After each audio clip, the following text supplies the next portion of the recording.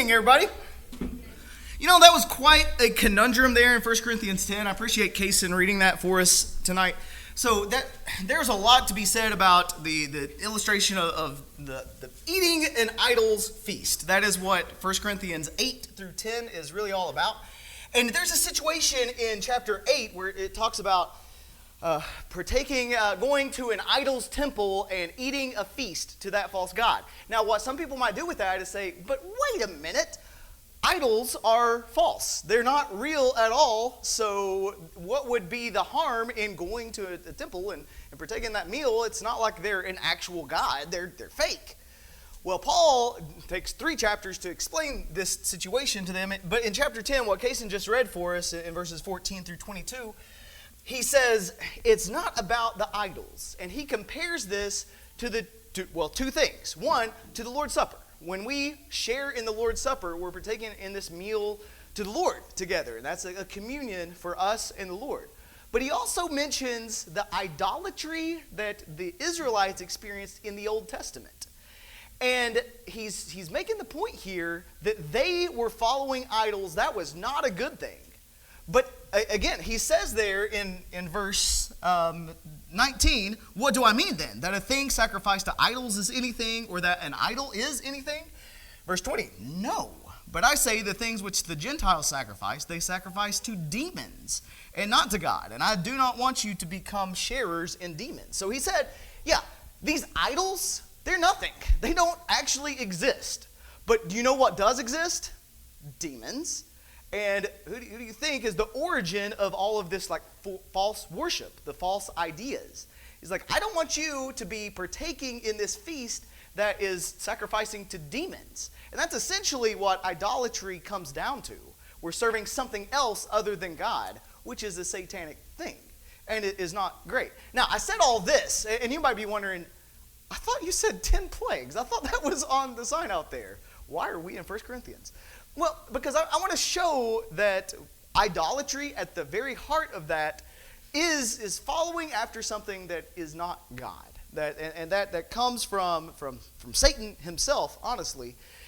And we are going to actually go back into the Old Testament. And we're going to see these 12 plagues. And we're going to see how God was interacting with the children of Israel, with the nation of Egypt, with Pharaoh in particular. But there were some interesting things that happened there. And so we're going to look at the God of the plagues. If you would turn back to the book of Exodus. We're going to start in Exodus 12, actually. Which, when you check that out, it's like, that's at the end of the plagues. Yeah, but there's a point, and I'll get to it, and then we'll start back at the beginning. But just to give you a little bit of an idea of where we are in the time frame of things. Now, Joseph was sold into slavery, remember, when he was young.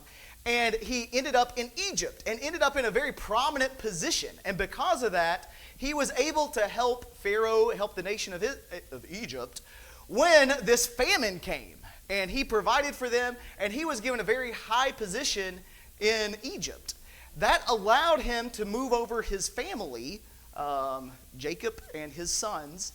And so we had about 70 people came over, and they were established in Egypt. Fast forward 400 years. This nation has grown exponentially. There's about probably 2 million of them at this point. That's a lot. And the Pharaoh that existed then didn't know Joseph. It's been 400 years. That old Pharaoh's dead. Now this one had put the children of Israel into bondage. They were servants. They were slaves of the Egyptians. And it was really bad. And they called out to God. And God raised up Moses as a deliverer. Now, at first, Moses, when he was 40, he thought he knew what he was doing and tried to lead the people. They didn't have it. He ended up killing an Egyptian. There was this whole thing. He had to run away, and he spent 40 years as a shepherd in the land of Midian. After that, though, God appears to him in the burning bush and says, Moses, I have a job for you. You need to go, and you need to let my people go. Get them out of the land of Egypt. And Moses, of course, said, yes, I will do that right now.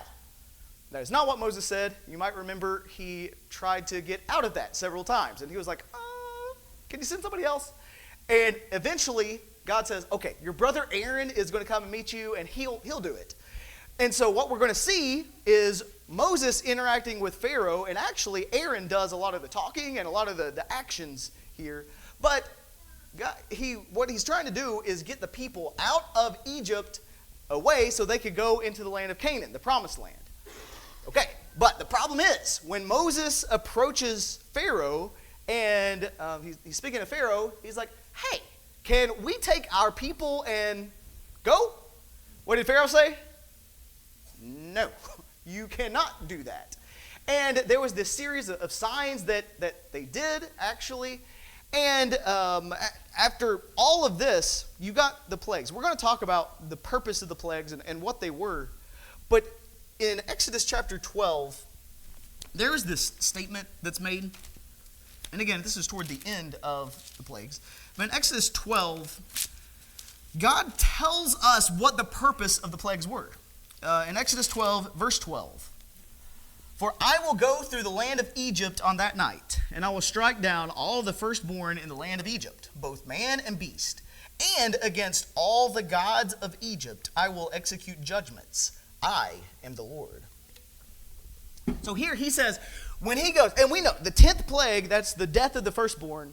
He says, when I do that, that is when I'm ultimately exercising judgment on Egypt, on Pharaoh, and did you catch what else he said? On all the gods of Egypt. And that's a very important phrase, because as we look through the 10 plagues and see what God was doing, there's a lot that he's doing in this. And so I want to take us through the 10 plagues. We're not going to spend a whole lot of time on each one because there's 10 of them. But I just want to see this as an overall picture so we can understand some of what God was doing. The first plague, do you remember what the first plague was? Water to blood, there it is. And you'll find that in Exodus 7. So turn back to Exodus 7. Point out a couple things here. Even before the plague started, God gave Pharaoh a chance to let the people go. He had the situation, remember when Aaron took his rod and threw it down and it became a snake? And then, Pharaoh's magicians did the same thing, and theirs were snakes. And Aaron's rod, the snake ate the other snakes to show Aaron was preeminent, and he had the power of God. But Pharaoh, it says in verse 13, yet Pharaoh's heart was hardened, and he did not listen to them, as the Lord said. So from the very beginning, we see Pharaoh has a hard heart. He's not willing to listen. So what God is doing is he is showing Pharaoh who the true God is. And this first plague that we read of, starting in verse 14, then the Lord said to Moses, Pharaoh's heart is stubborn. He refuses to let the people go. Go to Pharaoh in the morning, as he is going out to the water, and station yourself to meet him on the bank of the Nile. You shall take in your hand the staff that was turned into a serpent. You shall say to him, the Lord, the God of the Hebrews, sent me to you, saying, let my people go, that they may serve me in the wilderness. But behold, you have not listened till now. So verse 17, thus says the Lord, by this you shall know that I am the Lord. Behold, I will strike the water that is in the Nile with the staff that is in my hand, and it will be turned to blood. The fish that are in the Nile will die, the Nile will become foul, and the Egyptians will find difficulty in drinking water from the Nile. And so, you know what happens? Exactly what he said was going to happen. He hits the water with the rod, it turns into blood, the fish die because of, you can't swim in blood, that's not great. And so they die, it's stinky, it's nasty, it's terrible. How did the Egyptians view the Nile? Was that something that wasn't a big deal, or was it pretty important to them? That was their life, their source of life, there in the Nile. And for God to show his power over that was amazing. Now, here's the thing, though, that's happening with this. There's something happening at the same time. Notice in verse 22, but the magicians of Egypt did the same with their secret arts. And Pharaoh's heart was hardened, and he did not listen to them, as the Lord had said. So in some way, these magicians in Egypt were able to turn water into blood. Now let me ask you this. Was that helpful? Did that help the situation? Imagine that. The problem is, our water is now blood. What would be a helpful thing in that situation? Reversing it? But they weren't able to do that. They were somehow, I don't know how, but they were able to turn some water into blood. This added to the problem. But with everything that's happening here, they weren't able to fix the problem, and Pharaoh used this as an excuse to say, oh, see, they can do it too, so it doesn't really impress me. So, back up. Did you know that one of the gods of Egypt was very polytheistic. They had so many gods, a god for everything, as a lot of the nations around them did. There was actually a god in Egypt called Hapi. I guess that's how you pronounce that. And Hapi is the god of the Nile and fertility. And so you think about if you take Yahweh, God Almighty, and compare him to Hapi, the god of the Nile, who wins? Well, obviously, God shows his preeminence over this false god because he was able to take out the Nile and that source. There's actually a couple of other gods associated with the Nile as well, but that gets the point across, I think. And there's one more thing I want to point out about this. What did it say about Pharaoh's heart? It says Pharaoh's heart was hardened. You see that in verse 13, his heart was hardened. In verse 14, his heart is stubborn. Verse 22, the magicians did this, and Pharaoh's heart was hardened, and he did not listen to them. In verse 23, Pharaoh turned and went to his house with no concern even for this. Pharaoh was a very stubborn person, and he wasn't going to listen to what they had to say. And that's the end of plague 1.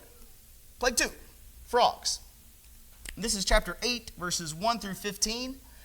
And just to give you a little taste of this, in verse 3, the Nile will swarm with frogs, which will come up and go into your house, to your bedroom, on your bed, and the houses of your servants, on your people, in the ovens, and the kneading bowls. There's frogs everywhere, in case you didn't get the point. They're just coming out every which way. And they're going to be across all the land. And eventually, you see when they're actually killed, they have these like big heaps, and the land was foul. Like it was just a terrible, disgusting thing. It does say here also in verse 7 that the magicians did the same with their secret arts, making frogs come up on the land of Egypt. How do you make frogs come up on the land? I don't know, but somehow they did that. And that was enough for Pharaoh to say, oh, okay, I see. They can do it too, so this isn't that big of a deal. Did you know there's an Egyptian god called Hecate? And this god has the head of a frog, and it's a goddess of fertility and childbirth. Frogs in general in Egypt were a sacred thing. Like you wouldn't really kill them. You would like stay away. But if you think about this, God is multiplying the thing that they see as something to worship until it becomes a curse to them. So he takes what they are serving and turns it against them. I think it's interesting that God is showing his power and authority even over the frog goddess, whatever that is. How did Pharaoh feel about that? Again, he hardened his heart. Verse 15 of chapter 8. When Pharaoh saw that there was relief, he hardened his heart and did not listen to them, as the Lord had said. So again, he is hardening his own heart and he is not listening. The next one is the plague of the gnats or the lice, depending on your version. And in verse 17, verse 16, say to Aaron, stretch out your staff, strike the dust on the earth that it may become gnats throughout the land of Egypt. They did so. Aaron stretched out his hand with the staff, struck the dust of the earth. There were gnats on man and beast, and dust on the earth, and were gnats in all the land of Egypt. And so you have the gnats that are there, the lice, some versions. And what happened in verse 18?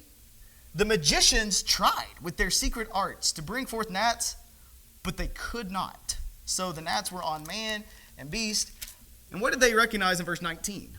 The magician said to Pharaoh, "This is the finger of God." But Pharaoh's heart was hardened, and he did not listen to them, as the Lord said. And so even though they are starting to point out, it's like, hey, we can't even do that. I don't know how he's doing it. And this is God. Like there's no way around that. There's no denying that. That's the reference, by the way, in case you missed it. Did you know there is a god of the earth that they have, Geb? And if you think about it, what happened in the plague? That the dust of the earth was struck, and that's what became gnats, lice. This shows God's power over even their god of the earth. He couldn't protect them. God was too strong for that. And also, Pharaoh's heart was hardened. Verse 19. He was hardened. He did not listen to them, and he went on his way. The next plague, the plague of the flies, and this is verses 20 through 32. Let's read verse 22. On that day I will set apart the land of Goshen, where my people are living, so that no swarms of insects will be there. in order that you may know that I, the Lord, am in the midst of your land. So he says there's going to be these swarms of flies that come everywhere, but they're not going to be where my people are. They're not going to be in the land of Goshen where the Israelites were living. I think that is very telling. It shows that God has power and control over that. And what are the magicians doing? Absolutely nothing. We don't see them here because they've already realized that they cannot compete with what's happening. There was an Egyptian god called Khepri, the god of creation, responsible for the movements of the sun and of rebirth, and had kind of like a head of a fly. Like, isn't that weird how like every single like plague we have has like a corresponding Egyptian god? I wonder if that was on purpose. Well, this god of the flies was not able to save them. What did Pharaoh do about this? He hardened his heart again. Verse 32. Pharaoh hardened his heart this time also, and he did not let the people go. Okay. Well, the next one, death of the livestock. This is plague number 5. This is chapter 9, 1 through 7. Basically, he says there's going to be a huge pestilence that's going to come, and it's going to kill the livestock. And it mentions several types of livestock that are going to die because of this. A very severe plague in verse 3 on the field, the horses, the donkeys, the camels, the herds, the flocks, and all of this. But again, in verse 4, the Lord made a distinction between the livestock of Israel and the livestock of Egypt so that nothing will die that belongs to the sons of Israel. And so he's very specific about that. Did you know that there was an Egyptian god named Hathor? And Hathor is the goddess of love and protection who happened to have the head of a cow. I don't know where they came up with that, but there it is, head of a cow. And actually, there's a couple of other gods of Egypt that that involved cows or bulls or something along those lines. Again, that's something that the Egyptians worshipped. Does this sound familiar, though? A cow that the people worship. Did the Israelites ever get involved with anything like that? When they come out of Egypt, what's the first thing they build? The golden calf. I wonder where they learned about that. Well, this stuff, this is where they're getting some of these things. Oh, and by the way, you heard the phrase, holy cow? There it is. And again, Pharaoh's heart was hardened. Chapter 9, verse 7. Pharaoh sent, and not even one of the livestock of Israel died, but the heart of Pharaoh was hardened, and he did not let the people go. This guy is stubborn. My goodness. Can you imagine like going after plague after plague after plague after plague after plague and still not paying attention? He hardens his heart. He is just obstinately refusing to listen to God. Like at this point, we look at this guy and we're like open your eyes. Like, why do you keep doing this? Why are you continually going back into this same problem? Well, he had a problem with that, apparently. But look at the next plague. Plague of the boils. This is Exodus 9, 8 through 12. And essentially, you have painful boils that erupt on the skin of the people and any remaining animals that were still left there. And it was so painful, actually, this is interesting. The magicians are mentioned again here. But in chapter 9, verse 11, it said the magicians could not stand before Moses because of the boils. For the boils were on the magicians as well as on all the Egyptians. So not only could they not compete with the signs that God was showing, they were too stricken with the boils to be able to do anything anyway. So this was a very intense plague, and it was really kind of their final humiliation. You don't hear about the magicians anymore after this. There's a god in Egypt called Isis. Well, a goddess, sorry. The goddess of medicine and peace. Where was she at? Like, couldn't she protect all of the people? Like, every single person in Egypt got these? Like, couldn't she just help at least a few? But no, apparently could not. Like, this goddess of medicine and peace could not compete with the Lord. And what happened with Pharaoh this time? Look at chapter 9, verse 12. And the Lord hardened Pharaoh's heart, and he did not listen to them, just as the Lord had spoken to Moses. What had he said up until that point? Like every time he either said like Pharaoh hardened his heart or Pharaoh's heart was hardened. But now, this is different. It says the Lord hardened his heart. Is that fair? Like, why is the Lord, like, making Pharaoh have a hard heart? Well, let's think about that a little bit. And we're going to come back to this, and we'll chew on it for a while. But you think about what Pharaoh has shown up until this point. Does Pharaoh seem like a pretty good guy overall? Like, he's pretty innocent. Like, he's not really hurting anybody. Come on now. Like, we've seen what Pharaoh's done over and over and over and over and over and over again.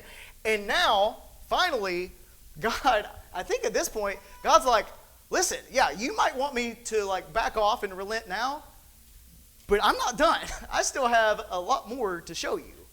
And so at this point, sometimes our punishment comes in the form of God giving us over to let us make our own choices and do what we were trying to do in the first place.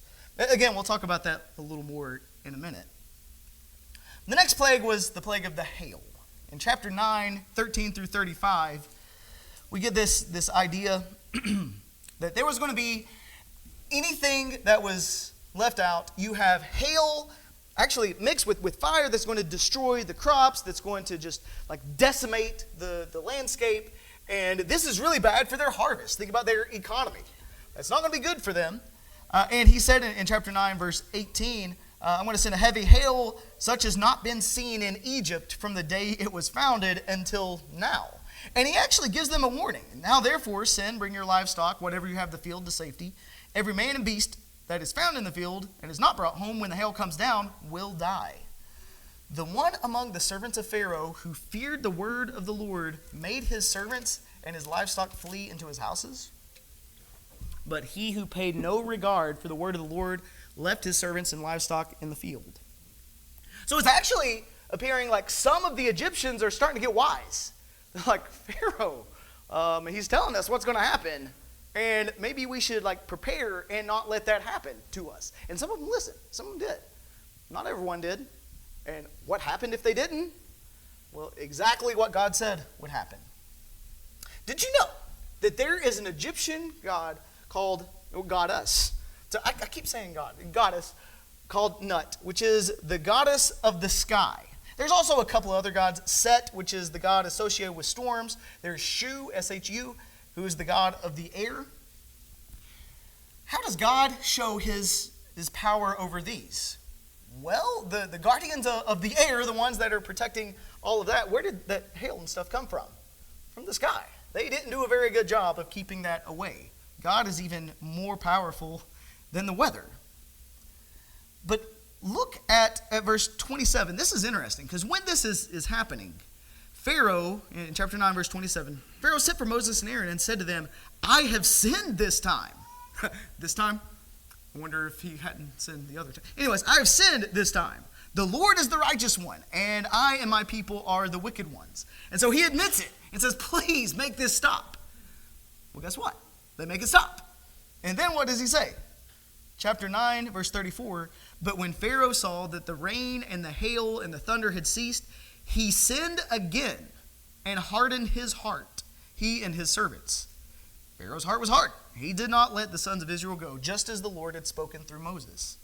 So again, Pharaoh hardened his own heart here. It doesn't say that the Lord hardened Pharaoh's heart. He is still so stubborn that he is not going to relent. And he keeps coming back to this. Now, the next plague, the locust. Chapter 10, verses 1 through 20. Everything that's left. Apparently, there's not a whole lot that's left at this point, but everything that's left that the hail didn't destroy and all the storm didn't, God says, I'm going to send locusts, and they're just going to go and they're going to eat everything else. And you're not going to be able to have anything. In chapter 10, verse 15, they covered the surface of the whole land. The land was darkened. They ate every plant of the land, the fruit of the trees, and nothing green was left on tree or plant of the field throughout all the land of Egypt. Did you know that there is an Egyptian god of storms and disorder called Seth? And this god should have been able to prevent, this whole like induction of all of the locusts that came upon them, but he was not able to do that. And what did Pharaoh do because of this? Well, in chapter 10, verse 1, the Lord said to Moses, go to Pharaoh, I have hardened his heart. And in verse 20, we see where this actually happens, that the Lord hardened Pharaoh's heart, and he did not let the sons of Israel go. So the Lord is in charge of hardening Pharaoh's heart this time. And again, we'll come back to that, but that's important. The plague of darkness, we're on plague number 9. Chapter 10, verses 21 through 29. And you're probably familiar with this. They had thick darkness, and it even describes it as saying darkness that can be felt in verse 21. Like, it was just intense darkness. It's just so dark. You can't see anything except for the land of Goshen. The Israelites were okay, but Egypt was not. And so think about this. Did you know that Egypt, they served their supreme deity, actually, their supreme god was Ra, the sun god. Because, the sun supplies everything. It supplies light, it allows us to grow crops and all of those things. And so the sun's pretty important. They worshiped Ra as the sun god because that was like their system of religion. That was the ultimate god that they had. 3 days they went without light at all. What does that show about God compared to Ra? God has the power and he has the authority. And in chapter 10, verse 27, but the Lord hardened Pharaoh's heart, and he was not willing to let them go. So again, the Lord hardened his heart. The last plague, and you know what it is, we talked about it earlier, the death of the firstborn. Chapters 11 and 12 really talk about that. There's a lot that's involved in that. He said basically, any firstborn in a family is going to die, and not just people, but animals as well. And this is going to be a huge problem for all of Egypt.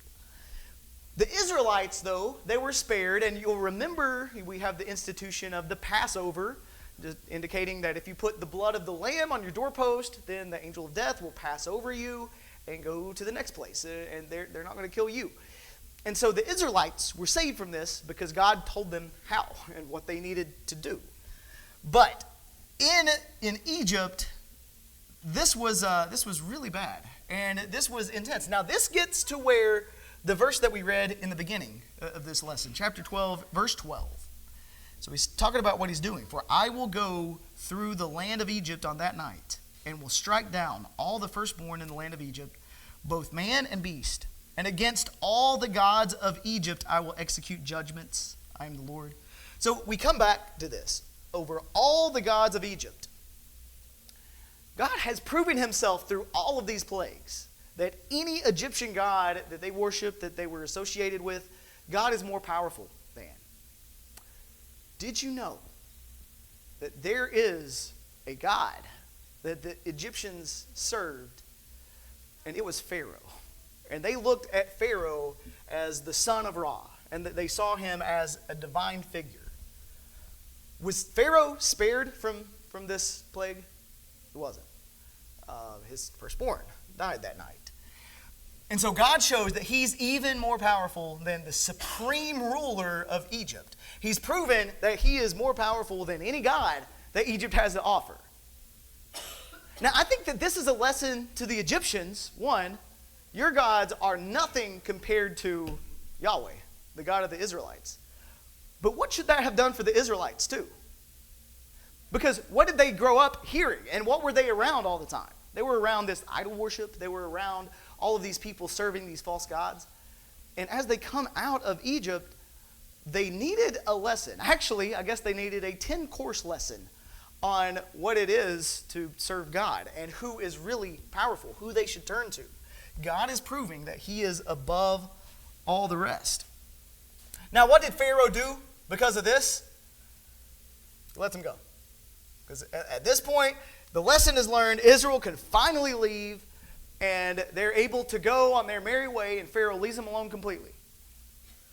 He doesn't, because you remember, he chases after him. He feels bad that he let him go, and then they drown in the Nile, or in the Red Sea. Sorry, not the Nile.